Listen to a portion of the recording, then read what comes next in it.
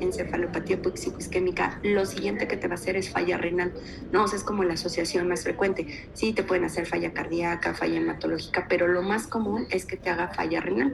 De hecho, yo me acuerdo antes en el POEM venía esa pregunta, ¿no? Como cuál es la principal causa de insuficiencia renal aguda en un recién nacido, y la principal es asfixia, ¿ok? Ahora, ¿cuáles son los factores aditivos para que hagan falla renal? Pues que estos bebés tengan asistolia, que tengan crisis convulsivas antes de iniciar la hipotermia, que tengan hipertensión pulmonar, necesidad de soporte inotrópico o necesidad de transfusiones, ¿no? Porque acuérdense que el órgano que va a ser más sacrificado pues será riñón y nivel de glándulas suprarrenales. Ahora, esto, por ejemplo, en un estudio ya hecho en pacientes que fueron manejados por asfixia perinatal, vean cómo, de acuerdo a la clasificación de la AQI, pues muchos hacen elevación de creatinina, ¿no? Y vean cómo lo van haciendo, en este se dividen en dos, los que hicieron falla renal y los que no hicieron falla renal. Y en las líneas oscuras, vean cómo de cualquier manera la creatinina está elevada en las primeras 48 horas y hay un descenso que continúa después de las 72 hasta el alta, ¿ok? Y en los casos, permítanme un segundo.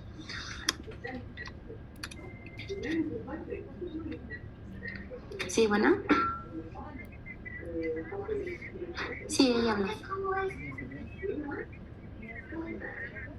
Sí. Ok. Ok. Sí. Sí.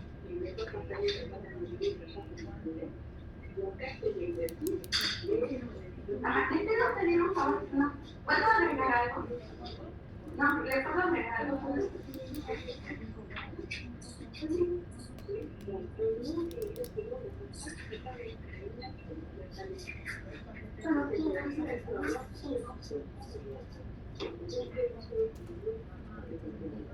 Mire, voy a agregar un poquito de cascada. Luego, se ponen este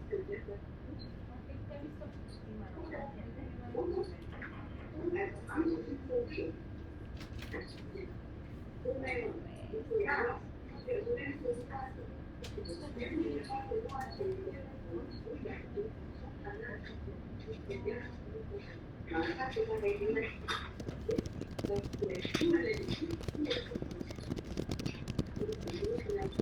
Estamos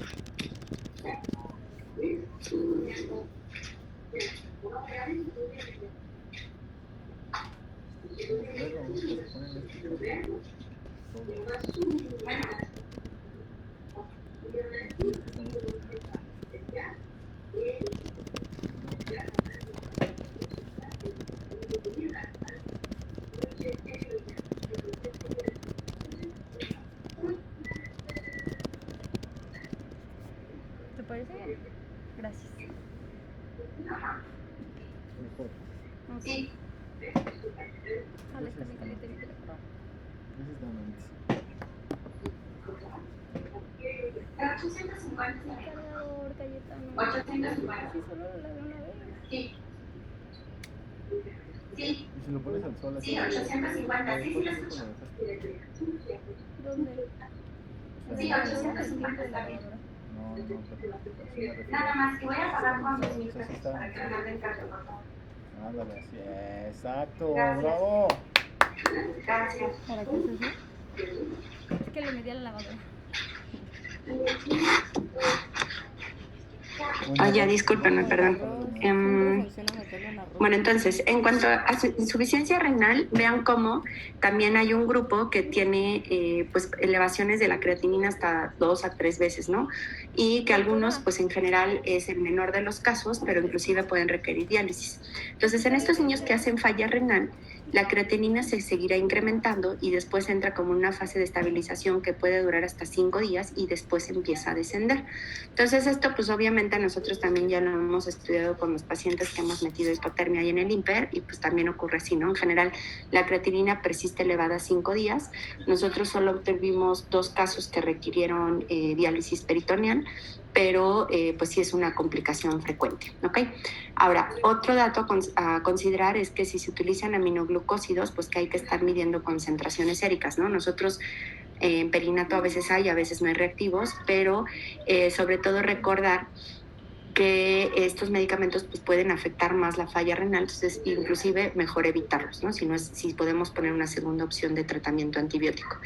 Y en el recalentamiento, una complicación que es muy frecuente y que les pido que esto sí como que lo recuerden, es que al haber esta vasodilatación, también las células empiezan a liberar potasio. Y es muy común que haya hipercalemia en la fase de recalentamiento. Inclusive yo les puedo platicar de un bebé que nos hizo una fibrilación ventricular en la fase de recalentamiento. No es lo más común, pero sí tomar en cuenta antes de empezar el recalentamiento cómo están los valores de potasio y sobre todo si empezamos a ver que empiezan a subir o que además hay asociación con falla renal, pues evitar todas las infusiones de potasio, inclusive iniciar tratamiento para hipercalemia si hay repercusión electrocardiográfica. Ok, ahora otro punto que creo que es importante es el uso de aminofilina. ¿Ustedes han visto que se ponga en perinato o no?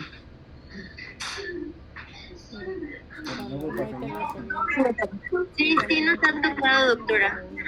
¿Les ha tocado que todo el mundo le pone? Y la otra. Por gustos o por... ¿Ya han visto? Lo utilizamos para mejorar la perfusión renal en algunos pacientes en los que tienen compromiso en este nivel. Bueno, en perinato como tal, no tenemos incluido en el protocolo de hipotermia el uso de aminofilina, ¿ok? Sin embargo, bueno, sí se sabe que esto podría tener un efecto benéfico, pero sobre todo usarlo temprano, ¿no? O sea, no cuando ya el paciente hizo la falla renal. Entonces, ¿qué es lo que se hace? Bueno, como saben, son antagonistas de los receptores de adenosina. Es una recomendación 2B, una dosis única de teofilina, o en este caso aminofilina, en recién nacidos con asfixia severa, en donde solo ponemos la dosis de impregnación de 5 a 8 miligramos por kilo por dosis, evitar sobrecarga hídrica. Si ven ustedes en el protocolo de hipotermia, pues viene a iniciar líquidos a 60, porque sabemos que estos niños generalmente hacen hipervolemia porque tienen una asociación con falla renal. Y esto además se asocia a hiponatremia, ¿no? Entonces hay que siempre estar corrigiendo sodio, potasio y calcio. ¿Cuáles son los efectos de la aminofilina? Bueno, que mejora el filtrado glomerular, que disminuye la beta-2 microglobulina y disminuye la falla renal severa en un 17 a 25% versus 55 a 60% cuando no se usó. Y existe otro que es rolofilina, que es un antagonista selectivo de adenosina 1, que teóricamente será el ideal, pero no hay suficiente evidencia de su uso. En cuanto a perinato, pues yo creo que este es un punto muy controvertido, o sea, si usarla o no, sobre todo porque no todo el mundo está de acuerdo en su uso. Yo creo que es una buena opción, sobre todo cuando no sabes si este niño te va a hacer falla renal. Nada, el problema es que a veces con esta dosis de impregnación pues hace poliuria y entonces te los depleta de volumen. Si está hipotenso y todo, pues probablemente sea una estrategia un poquito más tardía. ¿Ok? Luego, ahora, ¿qué pasa? Cuando hay antecedentes al nacimiento de un evento de asfixia, en ventilación, nosotros vamos a continuar la parte de reanimación neonatal y si el paciente hace dificultad respiratoria, pues se pondrá CPAP, o si el paciente durante la reanimación requiere intubación, pues lo intubaremos y continuaremos, ¿no? Ahora, si el paciente progresa en cuanto a la dificultad respiratoria, pues lo intubaremos. Aquí la meta es mantener un CO2 entre 40 y 45. Ustedes saben que nosotros somos como muy partidarios de la hipercapnia permisiva. Sin embargo, no se sugiere ser tan permisivos arriba de 55. En general, sí mantener el CO2 un poquito bajo, que a veces el problema es lo contrario, ¿no? Que hacen tanta acidosis metabólica que en forma compensatoria hacen mucha alcalosis respiratoria y estos bebés luego tienen CO2 muy bajos de 20, de 25, ¿no? Entonces ahí a veces, de hecho, preferiríamos no intubar a estos pacientes. Y algo que bueno, con los años de la hipotermia se ha venido sabiendo, pues es que la intubación no es obligatoria. Antes sí, ¿no? O sea, el niño que entraba a hipotermia, obligatorio se intubaba aunque no tuviera ningún problema pulmonar. Y sobre todo aquellos que son moderados, pues no son ventilados, ¿no? O sea, el severo en general pues está tan deprimido o en estado de coma que en general se intuba desde la reanimación. Pero muchos de estos niños moderados no requieren intubación, entonces por lo cual no se recomienda de rutina la intubación y la ventilación mecánica, ¿ok? Ahora, respecto al uso de bicarbonato, que es otra práctica común, bueno, nosotros sabemos que en los casos de asfixia, pues generalmente estos irán acompañados de acidosis láctica, ¿no? Ustedes saben por el metabolismo anaerobio. Y que al mejorar la perfusión hay un lavado, ¿no? O este washout que ocurre en donde incrementa la acidosis, ¿no? Entonces, nosotros empezamos a lo mejor manejo con un pH de 6.9 fetal, ¿no? O sea, de cordón umbilical, la primera gasometría del bebé tiene 7.1, 7.2 y de repente otra vez tenemos 7.0. Claro, porque está mejorando la perfusión. Entonces, en general, no deberíamos utilizar bicarbonato para esta corrección de la acidosis, porque además acuérdense que es una solución hiperosmolar que hay que diluir mucho, ¿no? ¿Saben ustedes cuánto es la osmolaridad del bicarbonato de sodio?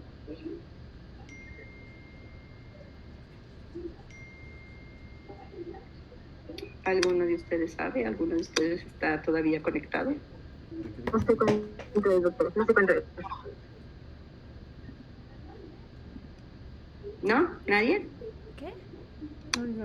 Bueno, la concentración, la osmolaridad del bicarbonato de sodio es de 1800 miliosmoles, ¿no? Por eso es la famosa dilución al sexto molar, para bajar de la osmolaridad a 300 miliosmoles, sobre todo porque en estos niños pues, tenemos mucha restricción hídrica, lo ideal es no diluir tanto, pero no podríamos pasar la concentrada, ¿no? Entonces, así como moraleja, mejor evitar bicarbonato.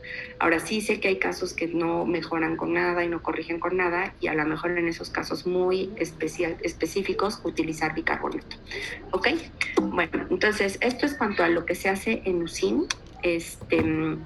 Como no todos han tenido oportunidad de ver hipotermia, ¿alguno de ustedes me podría platicar, los que sí han tenido hipotermia, cómo se hace o qué hay que hacer?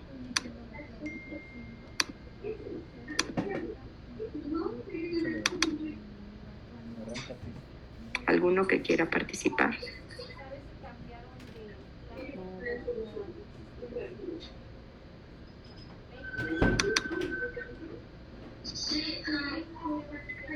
Doctora, a mí como tal no me ha tocado nunca me ha tocado ver hipotermia, pero pues sabemos que hay diferentes formas de llevarla a cabo, ¿no?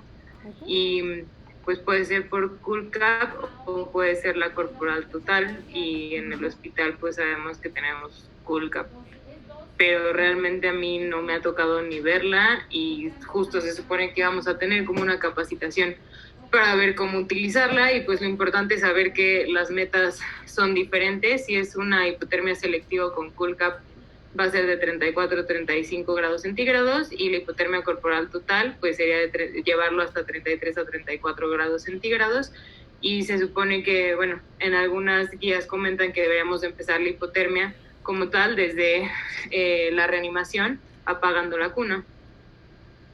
Ok, muy bien. Bueno. A ver, estos son los equipos que tenemos, ¿no? O sea, este es el equipo Pretty Cool que nosotros no tenemos en Perinatal. Sí, Rogelio, ¿quieres comentar algo? Rogelio Guillén.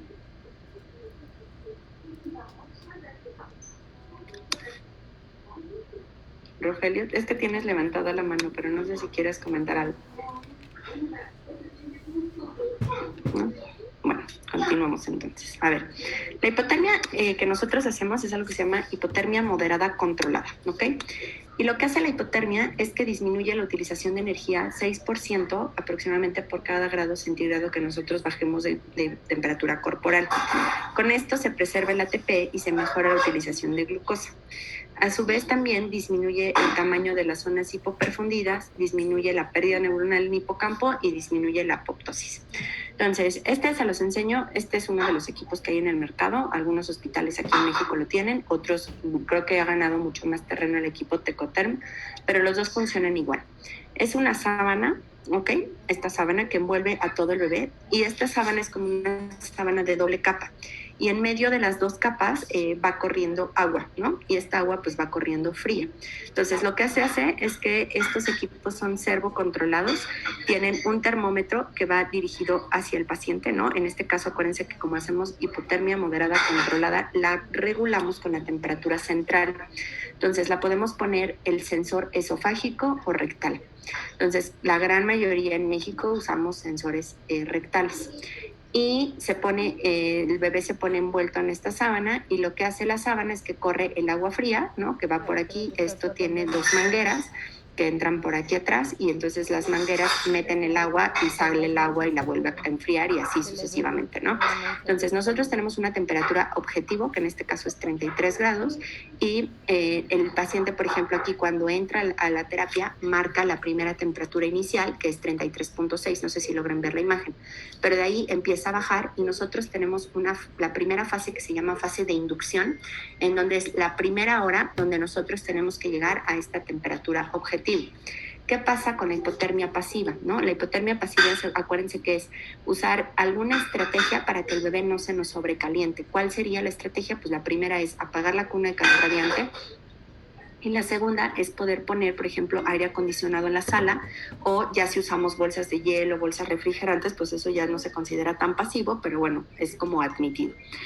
Y lo que tenemos que hacer es estar checando la temperatura cada 10 a 15 minutos para evitar que estos bebés se nos sobreenfríen, porque puede pasar lo contrario, ¿no? Con la intención de que no se caliente, a veces se enfrían mucho, no es lo común, pero por ejemplo los niños que tienen asfixia severa a veces están hasta en 32, 33 grados, entonces hay que calentarlos para poder entrar a hipotermia servocontrolada, ¿ok? Pero entonces el equipo lo que hace es que les baja la temperatura, ¿no? Entonces la temperatura corporal normal pues se considera, ya sé que es de 36.5 a 37.3, pero hasta 36 digamos que se consideraría normotermia.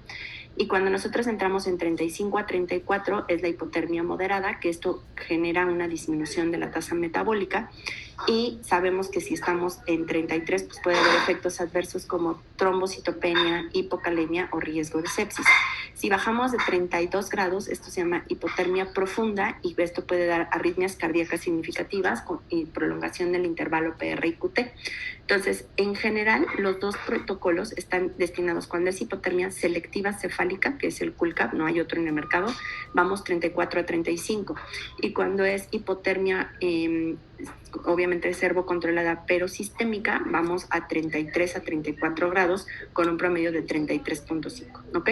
Entonces, lo principal es que nosotros tenemos que reconocer tempranamente a los pacientes que son candidatos a hipotermia. Obviamente, lo ideal es que todos estuvieran capacitados en su manejo, estabilizar al paciente inicialmente y evitar hipertermia, y tratar de mantener la temperatura en piel en 35 a 36 grados antes de empezar la hipotermia. Ahora, se puede iniciar hipotermia pasiva, como les decía, con estas bolsas refrigerantes, pero si ponemos un tipo de dispositivo como estas bolsas refrigerantes, tendríamos que monitorizar la temperatura cada 5 minutos, ¿ok? Entonces, para los traslados, pues ya hay guías de cotejo de qué es lo que tenemos que tener en cuenta, y una de estas, por ejemplo, es, bueno, el ABC, ¿no? Normal, y acuérdense, en la D, una glucosa normal, porque es el primer sustrato cerebral. Segundo, pues a llamar a todo mundo, ¿no? O sea, corroborar que el paciente es candidato, iniciar el procedimiento de transporte, y vean aquí, checar la temperatura cada 5 minutos con un objetivo de 35 a 36 grados, y sobre todo evitar que nos baje de 35 grados. Obviamente asegurar un acceso venoso, si se puede colocar catéter arterial umbilical y venoso umbilical, y obtener los laboratorios iniciales, que sería obviamente otra gasometría, ¿no? No solo envasamos la de cordón, tomamos siempre una en la primera hora de vida del bebé, midiendo glucosa, ácido láctico, tomar una biometría hemática, si es algún factor de riesgo, pues también tomar cultivos sanguíneos, ¿no? Un hemocultivo, y radiografía de tórax. Y después, pues tener en cuenta todo lo que podríamos necesitar, incluyendo las bolsas de hielo. Obviamente ustedes no se van a enfrentar a esto porque ustedes se quedan en perinato y el niño solo se traslada a la UCI, pero sí tenemos sobre todo que evitar que se nos caliente, ¿ok? Entonces, ¿cuáles serían los requisitos para que un centro sea centro de hipotermia? Pues primero, tener el dispositivo para ofrecer la hipotermia controlada. ¿Ustedes donde hicieron pediatría tenían hipotermia? No, doctora, no teníamos hipotermia. Yo tampoco, doctora. ¿Ninguno de ustedes? No. No. No, doctora. En México hay pocos centros que tengan hipotermia. Muchos, por ejemplo, hospitales privados rentan el equipo, entonces muchos pues, no lo tienen, pero está la opción de renta. Y a nivel público, pues son bien poquitos los centros que tienen, y desgraciadamente la gran mayoría tiene CoolCap. No digo que sea malo CoolCap, pero pues actualmente sabemos que es un equipo mucho más difícil de manejar, y además pues, los mejores resultados se han tenido con la hipotermia sistémica.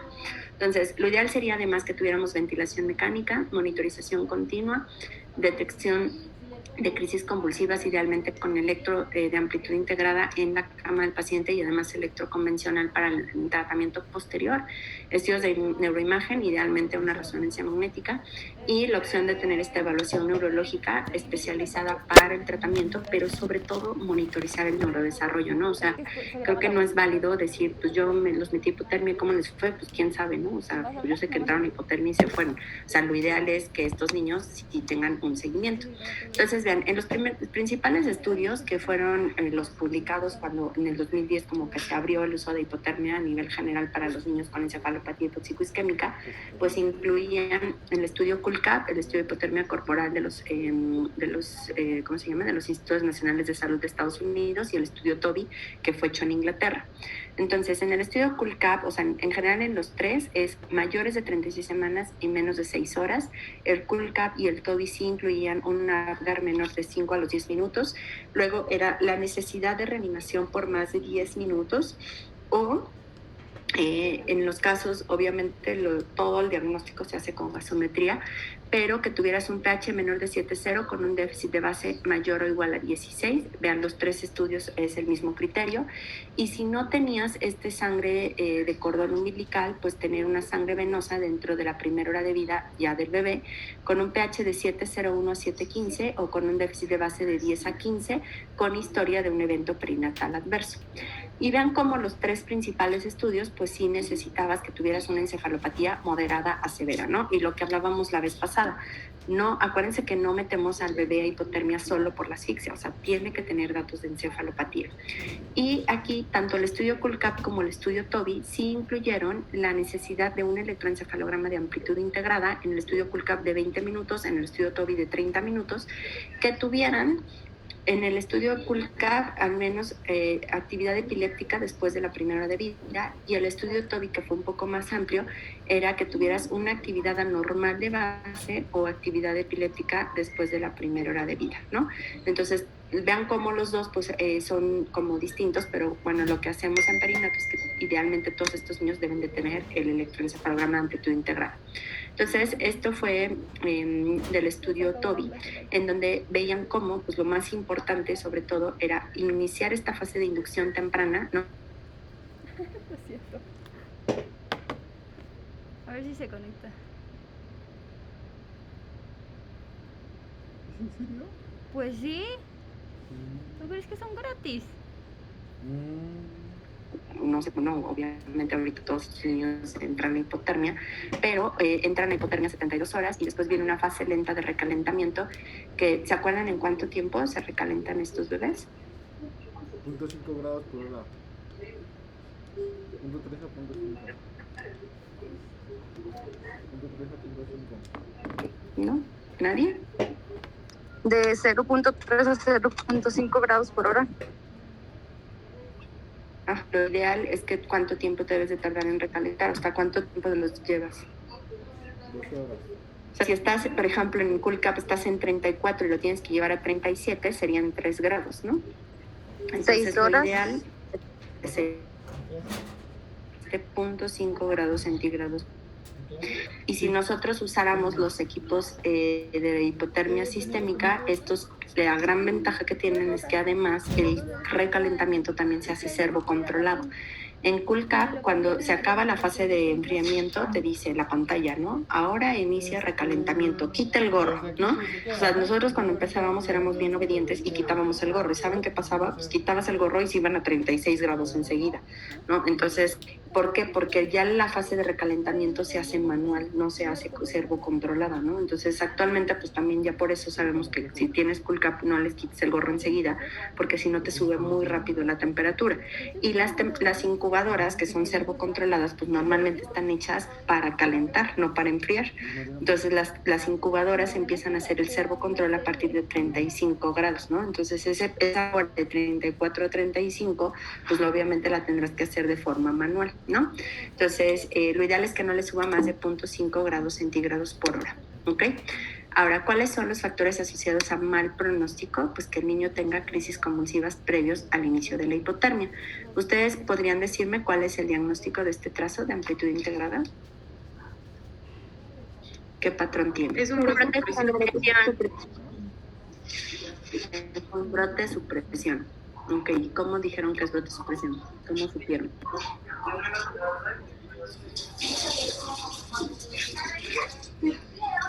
Porque tiene ese patrón en el que está como en la imagen basal debajo de 5 milivolts y está como esa forma como en espigas, como en cepillo, repetidamente pues presentándose el voltaje como si fuera un brote y luego ya la actividad otra vez se suprime, nuevamente brote, se suprime, nuevamente brote. Ok, perfecto. Entonces, el voltaje del margen inferior está por debajo de 5, acuérdense, debe ser siempre por arriba de 5, y teóricamente los brotes deben de ser mayores a 25. Aquí no son brotes mayores a 25, pero lo que sí vemos es que tiene una supresión del voltaje, ¿no?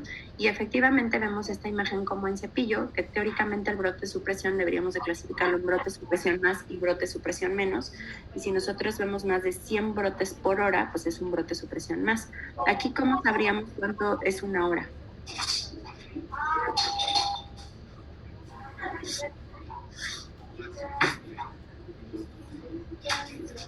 Porque de línea a línea son 10 minutos. Entonces, cada cuadrito de estos equivale a 10 minutos, ¿no? Entonces, obviamente, 6 cuadritos, pues serían una hora, ¿no? Ok, entonces, por ejemplo, pues si empezáramos con esto, pues también se considera una actividad de base gravemente o severamente anormal. Ahora, ¿qué hacemos además? Pues hacemos un ultrasonido transcontinental en los primeros uno al terminar la hipotermia, sobre todo para descartar inicialmente que hubiera alguna hemorragia y tardía para que no, o sea, al terminar la hipotermia que no haya alguna hemorragia o alguna otra complicación. Ahora, resonancia magnética, como les decía en la clase pasada, se puede hacer entre 5 y 14 días. Lo ideal es hacerlo en la primera semana, ¿no? O sea, entre 5 y 7 días. Y mantenemos electroencefalograma de amplitud integrada toda la terapia y además en la fase de recalentamiento. Entonces, en cuanto al desenlace, lo más estudiado pues es muerte y discapacidad. Los primeros estudios eran a 18 meses y lo que se hacía es que se clasificaban con escala de Bailey, con el índice de desarrollo mental. Se consideraba severo cuando tenía menos de 70 puntos y en la Gross Motor Function era con una escala de 1 a 5 puntos y lo ideal es que tuvieran más de 3 o 5 puntos, ¿no? Entonces, vean, estos 3 estudios que fueron los primeros que se hicieron, el CULCAP, el de los Institutos Nacionales de Salud de Estados Unidos y el estudio TOBI, pues todos favorecieron hipotermia para este desenlace de sobrevida con una función neurológica normal, ¿no? Y vean cómo pues el índice de confianza está en 1.53, perdón, el riesgo relativo con 1.53 con intervalo de confianza de 1.22 a 1.93. Y después, bueno, lo que se hizo fue analizar en cuanto a el grupo ya tardío, que fue a 5 años de vida, y vean cómo se repiten los resultados, ¿no? O sea, muerte o discapacidad severa, obviamente fue menor en el grupo de hipotermia, pero vean cómo aún así, pues hay un 45% de afección. Muerte, al dividirlo entre muerte y discapacidad severa, 26% contra 27%, o sea, el efecto tampoco fue diferente. Discapacidad severa, sobrevida sin discapacidad neurológica y parálisis cerebral, ¿no? Entonces, en general, el estudio TOBI, que es el que dio seguimiento a 5 a 7 años, después ya hizo otras valoraciones, que es en el IQ, en mortalidad, en sobrevida sin déficit neurológico, en parálisis cerebral, en una función motora gruesa sin anormalidad y la clasificación de la habilidad manual sin anormalidad. Y vean cómo aquí pues ya no hubo diferencias en mortalidad a los 5 a 7 años, pero sí había diferencias en el grupo que recibió hipotermia, en tanto al IQ mayor a 85, sobrevida sin déficit neurológico, sin parálisis cerebral, sin alteración en la función motora gruesa y en la clasificación manual de habilidad manual sin anormalidad, también todos a favor de la hipotermia, ¿ok? Entonces, ¿qué se ha utilizado como terapia conjunta? Pues xenón, eritropoyetina, lopurinol, melatonina, los antioxidantes, los madres reparadoras de DNA, y todas pues tienen un posible efecto a diferentes niveles, pero sobre todo pues las más utilizadas ahorita es eritropoyetina y además pues es con la que contamos. Y como les decía la vez pasada, falta el estudio final para ver si nosotros podríamos ofrecer eritropoyetina. Y nosotros, bueno, como les decía, en los centros donde no hay hipotermia, que pues así empezamos en perinato, ¿no? O sea, ya sabían todos estos estudios, pero todavía no teníamos hipotermia, se ha propuesto poner eritropoyetina porque sabemos que tiene un efecto antiinflamatorio que se expresa en las células neuronales, que promueven la neurogénesis, y se pone una dosis de 1000 unidades por kilo por dosis y ve cada 48 horas por 6 dosis. Y en los pacientes, esto es el fármaco que usamos nosotros en este esquema, que es el estudio publicado por Wu, donde ellos además midieron niveles de eritropoyetina en líquido cefalorraquídeo, pero se propone que aquellos pacientes que no tienen hipotermia o que por alguna razón no los detectaron y no entraron a hipotermia, pues se ponga una dosis única solo para el primer día de vida de 1500 unidades por kilo. Ahora, en prematuros, que sabemos, bueno, pues que los niños que hacen encefalopatía son menores, pero pues que tienen alteración o tienen desenlaces pobres el 58%. No sabemos si esto podría favorecer mayor complicación, mayor hipoglicemia, mayor coagulopatía. El estudio ICE, que fue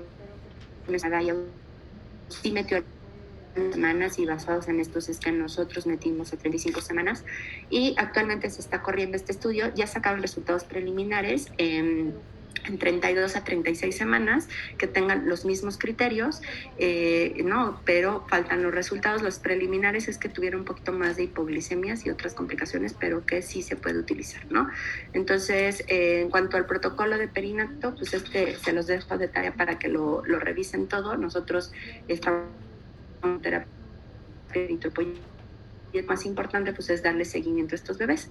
Entonces, vean, esta foto, pues, fueron de los primeros casos que manejamos, y que además era como algo así extraño que tuviéramos al bebé sin necesidad de ventilación, ni con CPAP, ni nada, ¿no? O sea, era un niño que estaba en ambiental. Este es el equipo CoolCap, ¿no? Obviamente estamos aquí con monitor de amplitud integrada. Yo sé que en la UCI no se acostumbra mucho, pero pues todos estos niños, por favor, tienen que tener monitor.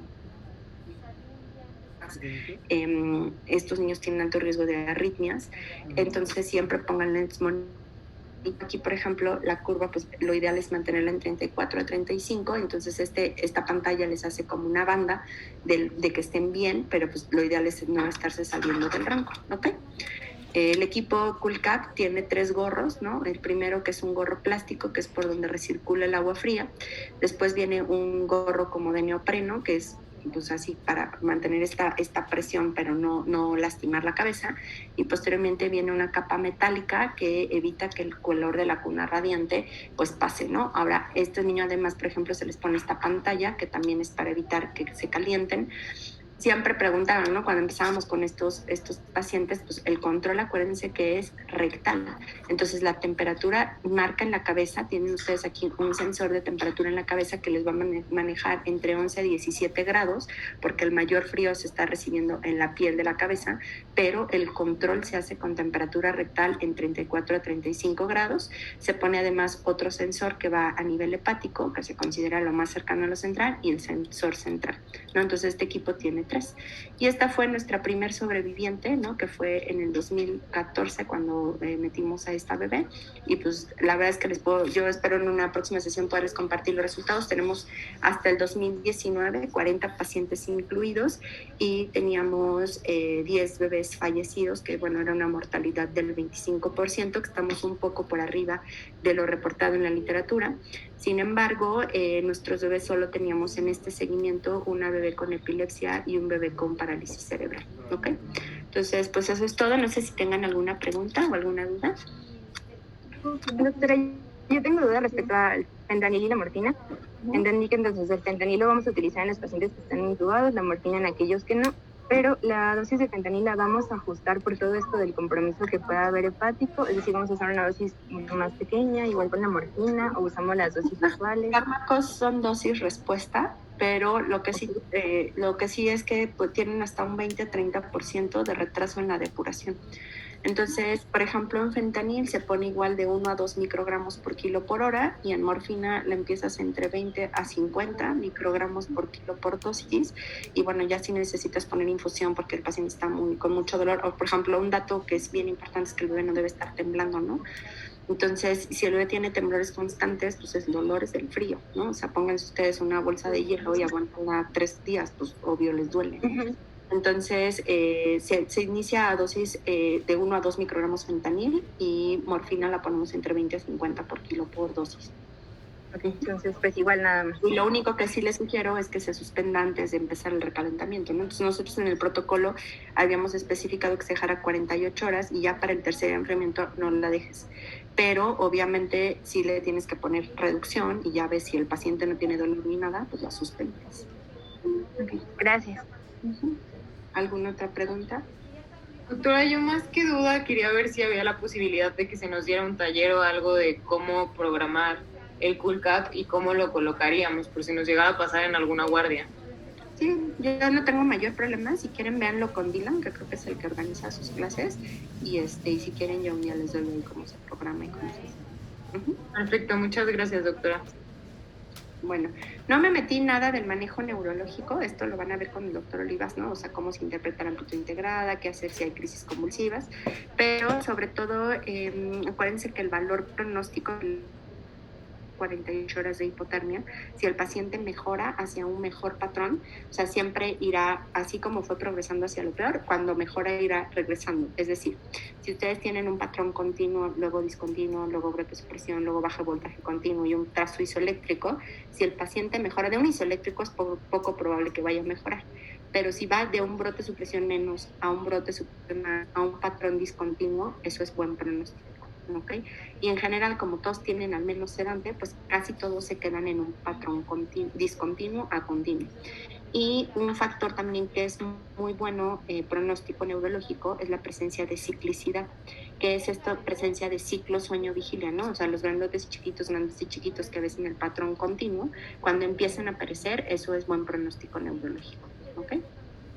Bueno, pues mucho gusto a todos. Ojalá la próxima sí puedan tener sus pantallas prendidas para conocerlos y estamos en contacto. Bye. Doctora, Mande. lo que pasa es que nosotros tuvimos un problema de conexión aquí en el alojamiento conjunto y no escuchamos una parte. Quería saber si nos podría compartir, aunque sea la primera parte de la presentación o algo así. Sí, si quieres, búscame mañana en la UCIREN y te lo paso. Ok, doctora, muchas gracias. Bye.